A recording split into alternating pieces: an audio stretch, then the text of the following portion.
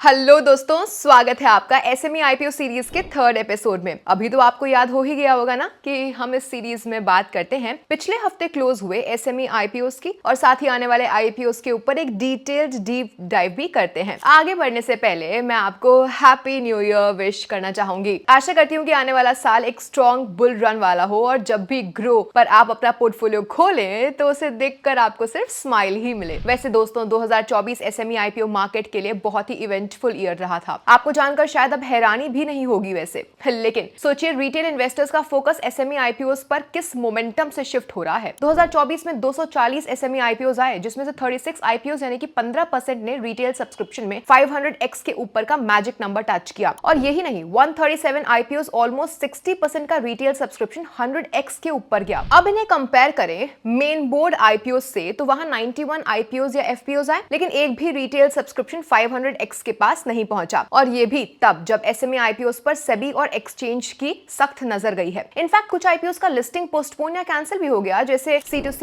Advance systems, traffic sol ITS technologies और solar 91 clean tech. लेकिन लग रहा है कि रिटेल इन्वेस्टर्स को तो कोई फर्क ही नहीं पड़ रहा। एनीवे, अब सवाल ये है कि क्या 2025 में भी ये रिटेल धमाका देखने को मिलेगा? ये तो वक्त ही बताएगा। चलिए अब चलते हैं पिछले हफ्ते के एसएमई आईपीओस की तरफ जो लिस्ट हो चुके हैं। आन्या पॉलिटेक और फर्टिलाइजर्स और सिटी केम इंडिया लिमिटेड का ओवरव्यू देखते हैं। आप तैयार हैं? चलिए शुरू करते हैं।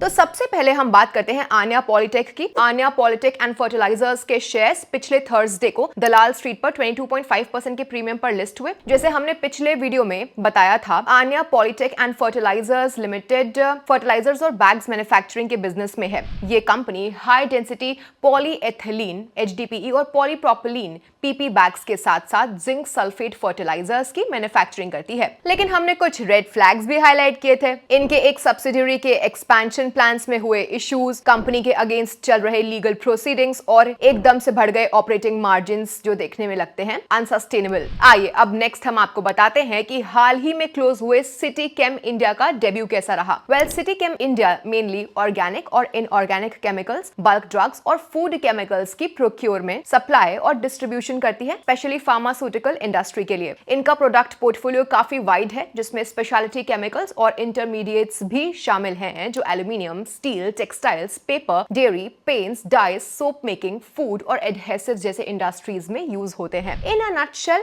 कंपनी सिर्फ ट्रेडिंग में है, यानी कि एक जगह से लेकर दूसरी जगह पहुंचाती है। और जैसा कि हमने हाईलाइट किया ही था, highly competitive and fragmented industry, यानी कि ये बिजनेस अनऑर्गेनाइज सेक्टर में है, जहां स्मॉल और मीडियम साइज्ड कंपनी से टफ कंपटीशन है। इसलिए कंपनी की बार्गेनिंग पावर काफी लिमिटेड है। कस्टमर एंड सप्लायर डिपेंडेंस, यानी कि सिर्फ 1 से 3 की कस्टमर्स और सप्लायर्स पर ज्यादा रिलायंस है, जो बिजनेस को वल्नरेबल बनाता है। Next, unstable margins. FY24 में EBITDA मार्जिन्स 2.79% से बढ़ के 25% Q1 FY25 हो गए, लेकिन रेवेन्यूज डीग्रो हो रहे हैं। ये सस्टेनेबिलिटी को लेकर के कंसर्न्स रेज करता है फ्रेंड्स, स्पेशली एक ट्रेडिंग बिजनेस में। और साथ ही related party transactions related issues भी हाईलाइट किया था। और लिस्टिंग गेन्स की बात करें तो कंपनी ने बिल्कुल ही फ्लैट ओपनिंग करी है, जहां वो अपने इश्यू प्राइस यानी कि 70 रुपीज पर शेयर पर ही लिस्ट हुई है। इसी के साथ मैं आपको इन दोनों एसएमई आईपीओ से जुड़े इनके कुछ मेट्रिक्स बता देती हूँ, और मैं आपको रिसेंटली क्लोज्ड हुए 2 आईपीओस के बारे में भी जल्दी बता देती हूँ। ये वो आईपीओस हैं जो सब्सक्रिप्शन के लिए क्लोज हो चुके हैं, लेकिन इनका लिस्टिंग अभी होना बाकी है। वेल, रिसेंटली क्लोज्ड आईपीओस, यहाँ हम कंपनीज के बिजनेस मॉडल्स,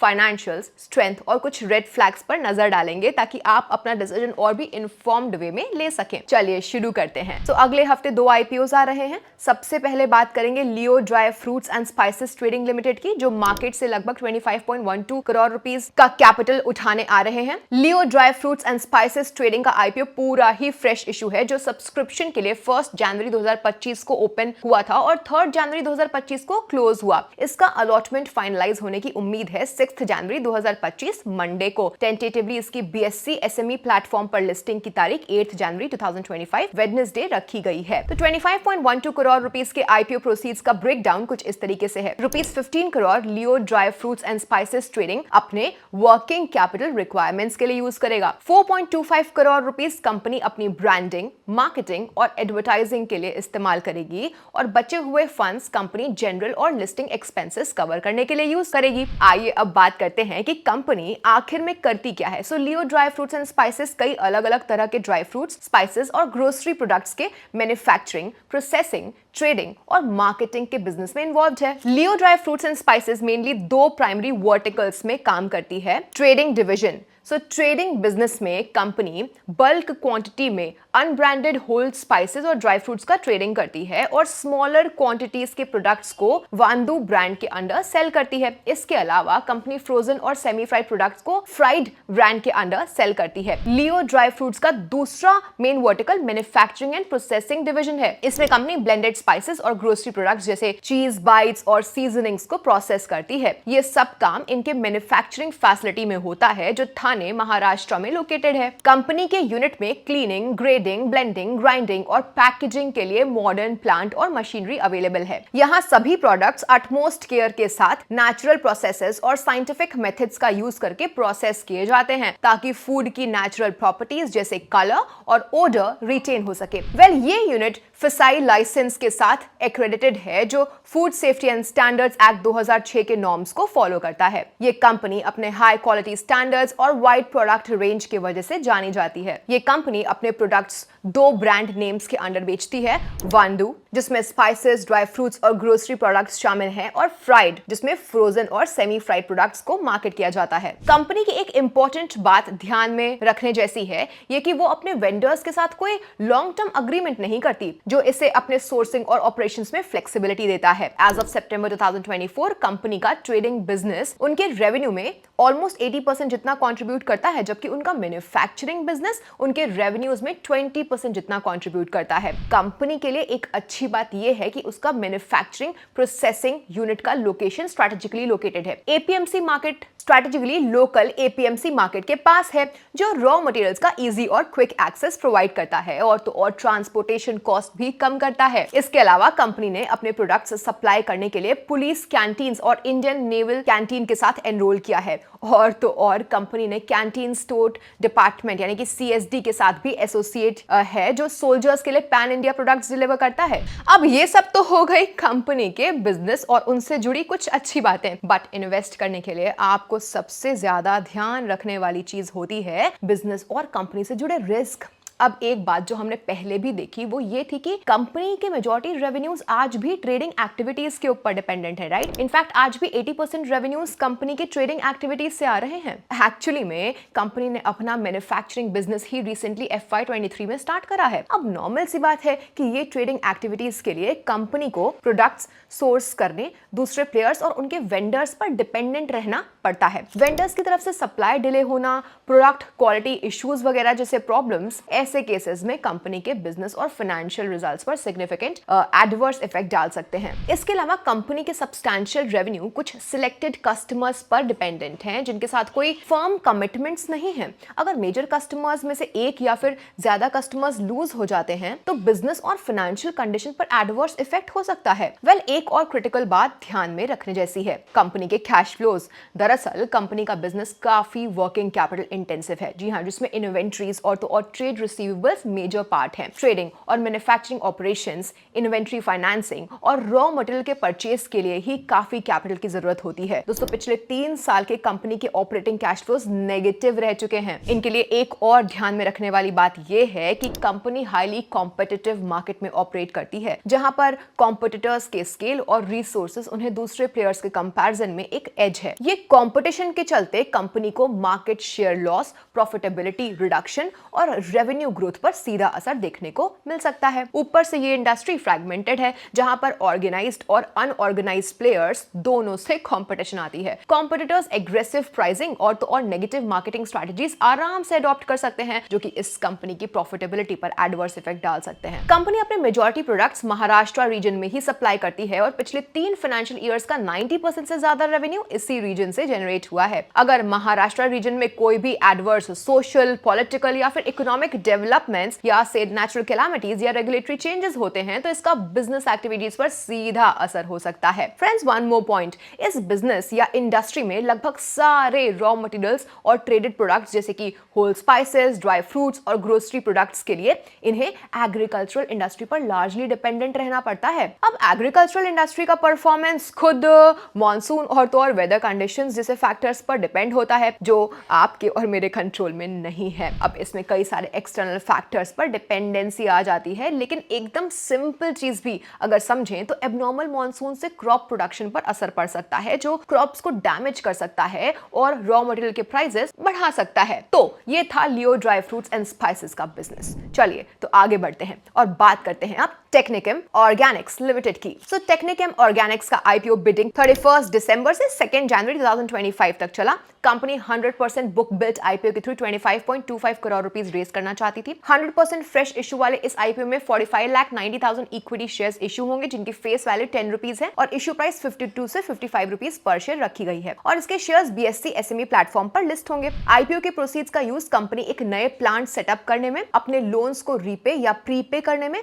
और जनरल कॉर्पोरेट पर्पसेस के लिए करेगी। Technichem organics limited wide range of speciality chemicals, pigment and dye intermediates और ऑक्सीडेशन केमिस्ट्री के मैन्युफैक्चरिंग में इन्वॉल्व है। कंपनी के products pharmaceuticals, agricultural, coatings, pigments, dyes और अन्य कई इंडस्ट्रीज को सर्व करते हैं। वेल, कंपनी का मैक्सिमम रेवेन्यू पिगमेंट और डाइज से ही आता है। कंपनी का focus high quality precise chemical compounds और रॉ मटेरियल्स पर है, जो agrochemical, coating, pharma, die, pigment और स्पेशलिटी केमिकल सेक्टर्स के लिए कस्टमाइज किए जाते हैं और उनके वहां सभी मैन्युफैक्चरिंग इन हाउस ही होती है। टेक्निकेम के पास 3 मैन्युफैक्चरिंग प्लांट्स हैं और उसकी current annual manufacturing capacity 9,50,000 KG है। कंपनी ऑप्टिमम कैपेसिटी यूटिलाइजेशन पर ऑपरेट कर रही है और इसलिए वो इस आईपीओ के प्रोसीड से कंपनी एक और यूनिट लगाकर अपनी कैपेसिटी इंक्रीज करना चाहती है। वेल, अच्छी बात यह है कि कंपनी की प्रेजेंस लगभग 11 देशों में है और मैक्सिमम उनका एक्सपोर्ट चाइना के तरफ जाता है।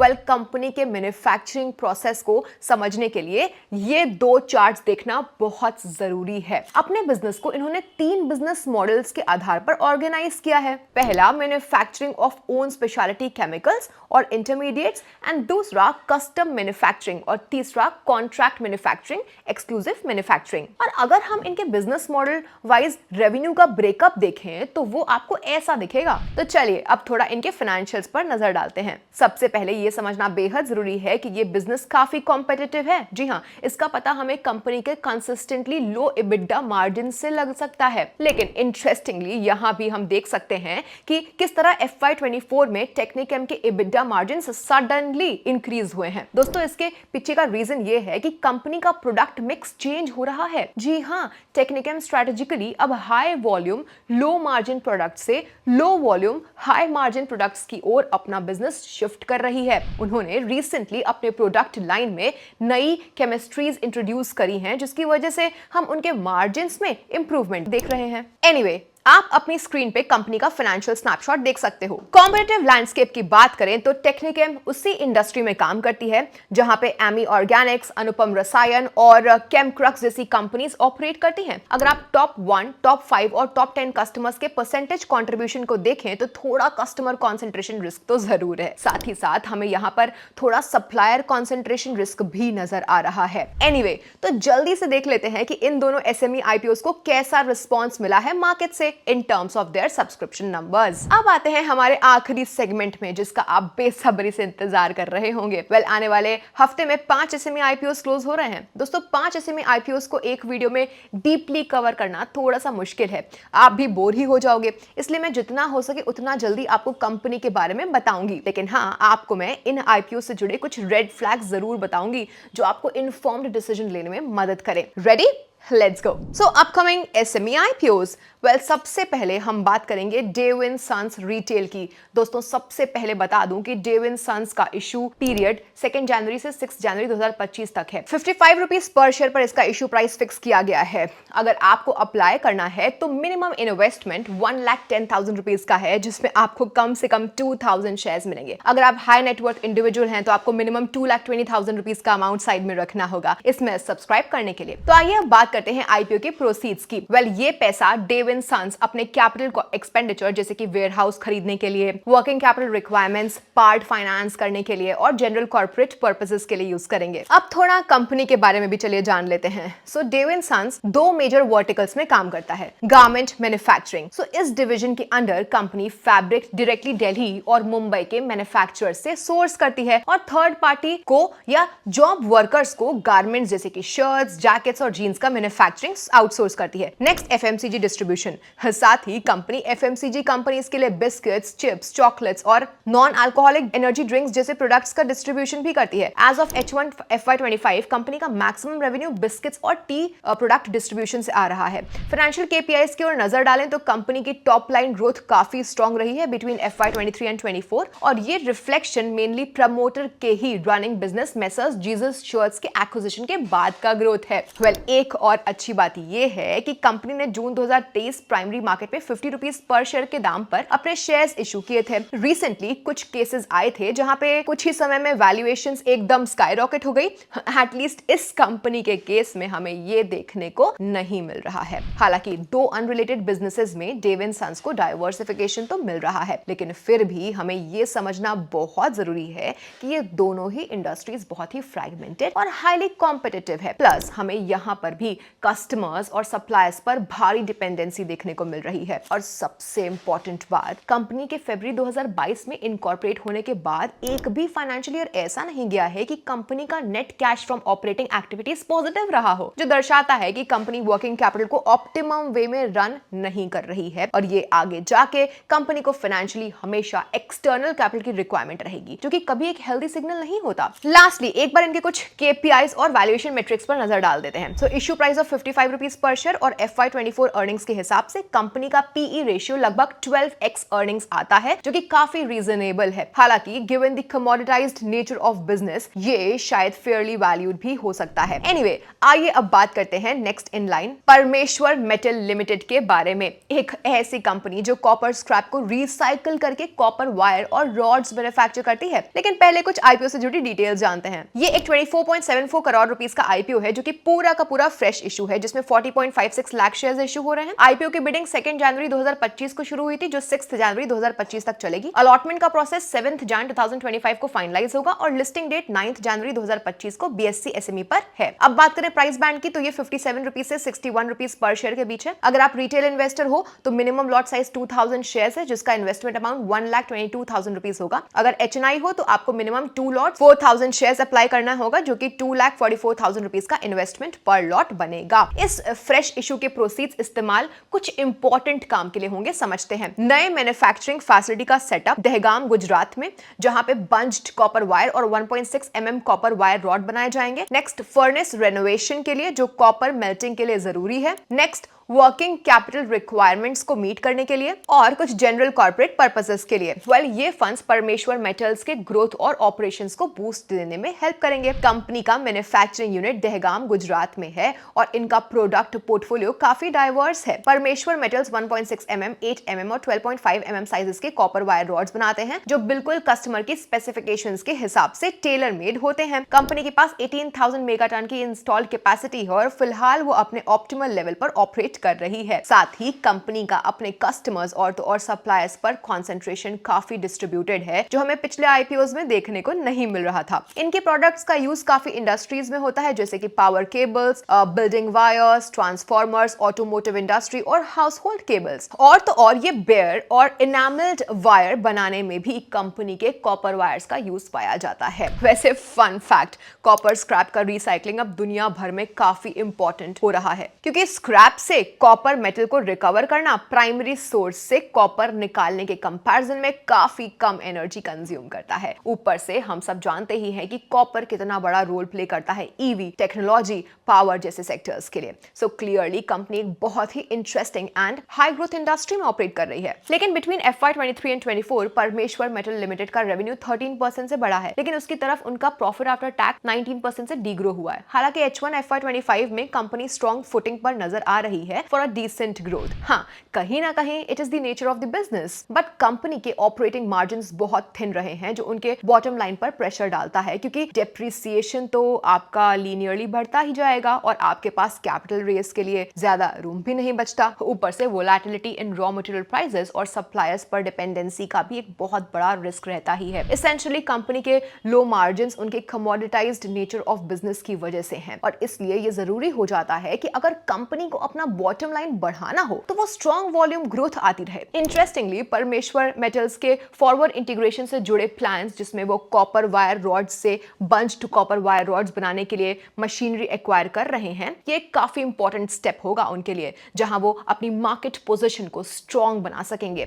ये स्ट्रैटेजिक शिफ्ट कंपनी को सप्लाई चेन के अंदर ज्यादा वैल्यू कैप्चर करने और अपने प्रॉफिट मार्जिन्स को इंप्रूव करने का मौका देगा। साथ ही कंपनी का net cash from operations positive रहा है, जो कि बताता है कि कंपनी का वर्किंग कैपिटल मैनेजमेंट काफी एफिशिएंट है। चलिए अब क्विकली ग्लांस कर लेते हैं कंपनी के कुछ KPIs जैसे कि ROE और ROC पर, और साथ ही उनके वैल्यूएशंस पर भी। H1 FY 25 अर्निंग्स को एनुअलाइज करें और ₹61 पर शेयर का इश्यू प्राइस कंसीडर करें तो कंपनी लगभग 6x अर्निंग्स पर लिस्ट होने जा रही है। इन्वेस्टर्स के लिए अच्छी बात यह है कि कंपनी काफी रीजनेबल वैल्यूएशंस पर लिस्ट होने जा रही है। हालांकि हमें कंपनी के ग्रोथ प्रोस्पेक्ट्स को कॉन्टिन्यूअसली मॉनिटर करना चाहिए और देखना चाहिए कि क्या वो फिर से एक ग्रोथ पाथ पर आ पा रही है या नहीं। लेकिन इन्वेस्टर्स को ध्यान रहे कि कंपनी और उनके प्रमोटर्स के खिलाफ टैक्सेशन और रेगुलेशन से जुड़े कई केसेस पेंडिंग है, जिनका नेगेटिव आउटकम परमेश्वर मेटल्स के ऊपर एक नेगेटिव इंपैक्ट डाल सकता है। तो ये था परमेश्वर मेटल्स के ऊपर हमारा एनालिसिस। अगली कंपनी जिसकी हम बात करने जा रहे हैं वो है फैबटेक टेक्नोलॉजीज, जो कि फैबटेक ग्रुप का हिस्सा है। 3 जनवरी 2025 को ओपन हुआ था फैबटेक टेक्नोलॉजीज का 27.75 करोड़ रुपीस का IPO, और 7 जनवरी 2025 को IPO क्लोज होगा। अलॉटमेंट का प्रोसेस 8 जनवरी 2025 को फाइनलाइज होने की एक्सपेक्टेशन है। IPO BSE SME प्लेटफॉर्म पे लिस्ट होगा और लिस्टिंग डेट टेंटेटिवली 10 जनवरी 2025 की है। प्राइस बैंड रखा गया है 80 से 85 रुपीस पर शेयर। रिटेल इन्वेस्टर्स के लिए मिनिमम लॉट साइज 1600 शेयर्स है, जो आपको 1,36,000 रुपीस का इन्वेस्टमेंट करना होगा। अगर HNI हो तो 2 लॉट्स यानी कि 3200 शेयर्स का मिनिमम इन्वेस्टमेंट है, 2,72,000 रुपीस का होगा। कंपनी का प्लान है कि इशू से रेज होने वाले ग्रॉस प्रोसीड्स का यूज कुछ इंपॉर्टेंट पर्पसेस के लिए किया जाए, जैसे कि long term working capital requirements को मीट करने के लिए, kelvin air conditioning and ventilation systems private limited के इक्विटी शेयर्स एक्वायर करने के लिए, और कुछ जनरल कॉर्पोरेट पर्पसेस के लिए भी। अब आप पूछोगे कि ये केल्विन एयर कंडीशनिंग वाली कंपनी का फैबटेक के साथ क्या लेना देना, राइट? बता दी हूं। Fabtech technologies clean rooms limited या शॉर्ट में FTCL फार्मास्यूटिकल्स, हेल्थ केयर और बायोटेक सेक्टर्स में ऑपरेट करने वाली कंपनीज जैसे कि Unichem laboratories, Desano pharmaceuticals, Apitoria pharma, Aurobindo pharma का सब्सिडरी हमदर्द लैबोरेटरीज के लिए प्री इंजीनियर्ड और प्री फैब्रिकेटेड मॉड्यूलर पैनल्स और डोर्स मैन्युफैक्चर करती है, जिससे क्लीन रूम्स बनाए जाते हैं। अब क्लीन रूम्स ऐसे स्पेशली डिजाइंड एनवायरमेंट्स होते हैं जहां पॉल्यूटेंट्स, डस्ट, एयरबॉर्न माइक्रोब्स और केमिकल वेपर्स का लेवल लो रखा जाता है, और ये इन सेक्टर्स के लिए बहुत ही क्रिटिकल रोल प्ले करता है। FTCL की clean room solutions tailor made होती हैं, बिल्कुल कस्टमर के डिजाइन्स और ग्लोबल रेगुलेटरी स्टैंडर्ड्स के हिसाब से। इनके प्रोडक्ट्स में wall panels, view panels, doors, risers, ceiling panels, HVAC systems, epoxy flooring और इलेक्ट्रिफिकेशन वर्क्स शामिल होते हैं। कंपनी एक कंप्लीट सर्विस देती है जो डिजाइन से लेकर के वैलिडेशन तक होती है, जिसमें engineering, manufacturing, quality assurance, timely delivery, installation, commissioning, validation और तो सर्टिफिकेशन सब कुछ आता है। कंपनी का manufacturing plant high performance machinery से वेल इक्विप्ड है, जो क्लीन रूम पार्टीशंस बनाने के लिए यूज होता है। FTCL का एक सब्सिडरी ऑल्टायर पार्टीशन सिस्टम्स LLP भी इकोनॉमिकल ग्रेड मॉड्यूलर पैनल्स बनाता है और इसका प्लांट मुरबाद थाने में है। FTCL ने Advantech air systems private limited में 26% इक्विटी स्टेक अक्वायर किया है, जो एयर हैंडलिंग यूनिट्स बनाता है, जो क्लीन रूम्स के ऑप्टिमल ऑपरेशन के लिए जरूरी होते हैं। और एक स्ट्रेटेजिक मूव के रूप में FTCL kelvin air conditioning and ventilation systems private limited limited में इन्वेस्टमेंट करने जा रही है। जी हाँ, जिसमें 33.33% स्टेक मिलेगा जब compulsory convertible preference shares convert हो जाएंगे। केल्विन एक इंटीग्रेटर है जो क्रिटिकल HVAC एप्लीकेशंस के लिए काम करता है और इसकी रीच कई इंडस्ट्रीज जैसे semiconductors, automobiles, renewable energy, data centres तक है। FTCL का ये एक्विजिशन प्लान HVAC सिस्टम्स को इंटरनली सोर्स करने में मदद करेगा, जिससे ऑपरेशनल एफिशिएंसीज इंप्रूव होंगी और कंपनी बड़े प्रोजेक्ट्स को हैंडल कर पाएगी। इक्विटी इश्यूएंस की हिस्ट्री देखें तो कंपनी ने अपने इनिशियल इक्विटी शेयर्स कैपिटल को पार वैल्यू पर इशू या कन्वर्ट किया है। फिर कंपनी ने मई 2024 में 215 रुपीज पर शेयर की फिक्स्ड प्राइस पर एडिशनल इक्विटी शेयर्स इशू किया है। कंपनी की कैपेसिटी पिछले 1 से 1.5 साल से अंडर यूटिलाइज रही है, जो कि रिफ्लेक्ट कर रहा है उनके फाइनेंशियल्स पर भी। जैसे कि आप देख ही सकते हैं कि कंपनी की टॉप लाइन कैसे डीग्रो हुई है बिटवीन FY23 एंड 24। हालांकि कंपनी के मार्जिन्स स्टेडीली इंक्रीज भी हुए हैं बैरिंग अ ब्लिप इन FY24। साथ में अगर हम उनके कैश फ्लो स्टेटमेंट पर भी नजर डालें तो कंपनी के नेट कैश फ्रॉम ऑपरेशंस पिछले 3 सालों से पॉजिटिव ही रहे हैं, जो कि उनकी एफिशिएंट वर्किंग कैपिटल मैनेजमेंट को दर्शाता है। बात करें कुछ रिस्क की तो फैबटेक के ज्यादातर कस्टमर्स फार्मास्यूटिकल्स, हेल्थ केयर और बायोटेक सेक्टर्स में ऑपरेट करते हैं। अगर इन सेक्टर्स को कोई नेगेटिव इंपैक्ट हो या फिर कंपनीज के कैपिटल एक्सपेंडिचर पर कोई फर्क पड़े तो ये इनके बिजनेस, ऑपरेशंस और फाइनेंशियल कंडीशन को भी नेगेटिवली अफेक्ट कर सकता है। प्लस फैबटेक ने पास्ट में अपने ग्रुप कंपनीज के साथ कई रिलेटेड पार्टी ट्रांजैक्शंस किए हैं और फ्यूचर में भी ऐसे ट्रांजैक्शंस कर सकते हैं। और जैसे कि आप जानते ही हैं, रिलेटेड पार्टी ट्रांजैक्शंस पर हमारी नजर बनी रहनी चाहिए, स्पेशली छोटी कंपनीज के लिए। आइए अब क्विकली इनके KPIs पर नजर डालते हैं। 85 रुपीज पर शेयर के इश्यू प्राइस पर और H1 FY25 अर्निंग्स को एनुअलाइज करें तो कंपनी का PE रेशियो कुछ 7x अर्निंग्स आता है। रिलेटिव बेसिस पर हम इसको इवैल्यूएट नहीं कर सकते एज कंपनी की कोई लिस्टेड कॉम्पिटिटर्स नहीं है। आखिरी कंपनी जिसकी हम बात करेंगे वो है इंडोबेल इंसुलेशन लिमिटेड की। तो दोस्तों सबसे पहले बता दूं कि इंडोबेल इंसुलेशन का इश्यू पीरियड 6 जनवरी से 8 जनवरी 2025 तक है। 46 रुपीज पर शेयर पर इसका इश्यू प्राइस फिक्स किया गया है। अगर आपको अप्लाई करना है तो मिनिमम इन्वेस्टमेंट 1,38,000 रुपीज का है, जिसमें आपको कम से कम 3,000 शेयर्स मिलेंगे। और अगर आप HNI हो तो मिनिमम आपको 2,76,000 का अमाउंट साइड में रखना होगा इसमें सब्सक्राइब करने के लिए। आइए अब बात कर लेते हैं IPO के प्रोसीड्स की। 41 लाख रुपीस इंडोबेल इंसुलेशन अपने एडिशनल प्लांट और मशीनरी से रिलेटेड कैपेक्स रिक्वायरमेंट्स के लिए यूज करेगी। 7.75 करोड़ रुपीस जितना कंपनी वर्किंग कैपिटल के लिए इस्तेमाल करेगी और बचे हुए funds company general corporate purposes करने के लिए यूज करेगी। अब थोड़ा कंपनी के बारे में भी बात कर लेते हैं। 12 मई 1972 को इंडोबेल इंसुलेशंस प्राइवेट लिमिटेड के नाम से ये इनकॉर्पोरेट हुई थी। ये कंपनी इंसुलेशन प्रोडक्ट्स की मैन्युफैक्चरिंग और कॉन्ट्रैक्टिंग में एक्सपर्ट है। इंडोबेल इंसुलेशन नॉड्यूलेटेड या ग्रैन्युलेटेड वूल, मिनरल और सिरेमिक फाइबर मॉड्यूल्स और pre fabricated thermal insulation jackets बनाने में एक्सपर्ट है। ये बेसिकली रेजिडेंशियल, कमर्शियल और इंडस्ट्रियल एप्लीकेशंस में यूज होते हैं। कंपनी मेनली पावर इंडस्ट्री को केटर करती है, जिसमें insulation, refractory, passive fire protection, borosilicate lining और सरफेस प्रोटेक्शन जैसे एप्लीकेशंस में काम आती है। कंपनी का रेवेन्यू लगभग 61% रेवेन्यू इंसुलेशन प्रोडक्ट्स के मैन्युफैक्चरिंग और उनके सेल से आता है। कंपनी के पास 2 मैन्युफैक्चरिंग यूनिट्स हैं। एक यूनिट वेस्ट बंगाल में नॉड्यूलेटेड वूल की प्रोडक्शन करता है और Maharashtra unit ceramic fibre nodules बनाता है। दोनों ही मैन्युफैक्चरिंग यूनिट्स की एक अच्छी बात यह है कि दोनों ही इंटीग्रेटेड मैन्युफैक्चरिंग प्रोसेस फॉलो करती हैं। अब ये तो हो गया कंपनी के बिजनेस के बारे में। चलिए देखते हैं कि ऐसे कौन सी चीजें हैं कंपनी के बारे में जो आपको ध्यान में रखनी चाहिए। सो इंडोबेल इंसुलेशन को अपने बिजनेस में high level of inventory maintain करनी पड़ती है। इनफैक्ट कंपनी के RHP के हिसाब से इंडस्ट्री के कंपैरिजन में इंडोबेल इंसुलेशन की इन्वेंट्री ज्यादा है, जो वर्किंग कैपिटल पर प्रेशर डालती है और फाइनेंशियल रिसोर्सेज स्ट्रेन करती है। इसके अलावा कंपनी के मेजर रेवेन्यूज एक लिमिटेड नंबर ऑफ कस्टमर्स से आते हैं। एज ऑफ सितंबर 30, 2024 कंपनी के टॉप 10 कस्टमर्स इनके टोटल रेवेन्यू में 83.58% कंट्रीब्यूट करते हैं। अगर कोई मेजर कस्टमर इंडोबेल के साथ काम करना बंद करे या कोई भी तरह से डिमांड कम हो जाए तो ये बिजनेस और तो और प्रॉफिटेबिलिटी पर सिग्निफिकेंट इंपैक्ट हो सकता है। मोर ओवर कंपनी के अपने कस्टमर्स के साथ कोई लॉन्ग टर्म कॉन्ट्रैक्ट्स नहीं है। कस्टमर्स अपनी प्रेफरेंसेस के बेसिस पर कभी भी बिजनेस रिड्यूस, डिले या कैंसिल कर सकते हैं। अभी इतने कॉन्सेंट्रेटेड रेवेन्यूज फ्रॉम कस्टमर्स के साथ इस तरह के एग्रीमेंट्स का ना होना कंपनी के लिए रिस्की है। आइए अब एक बार नजर डालते हैं कंपनी के कुछ KPIs और वैल्यूएशन मेट्रिक्स की तरफ। H1 FY25 के अर्निंग्स को अगर हम एनुअलाइज करें और इश्यू प्राइस ऑफ 46 रुपीस पर शेयर को कंसीडर करें तो कंपनी 22 टाइम्स अर्निंग्स पर लिस्ट होगी, जो उसके लिस्टेड पीयर्स बियर्डसेल लिमिटेड के कंपैरिजन में प्रीमियम वैल्यूएशन पर लिस्ट करेगी।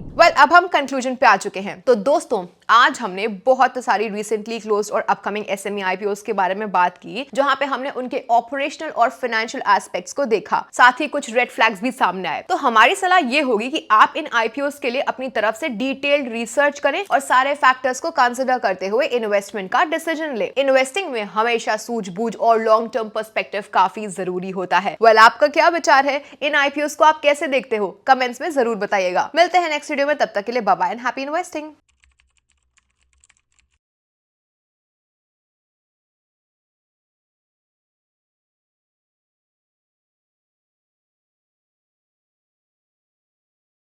Investment in securities market are subject to market risks. Read all the related documents carefully before investing. Please read the risk disclosure documents carefully before investing in equity shares, derivatives, mutual fund, and or other instruments traded on the stock exchanges.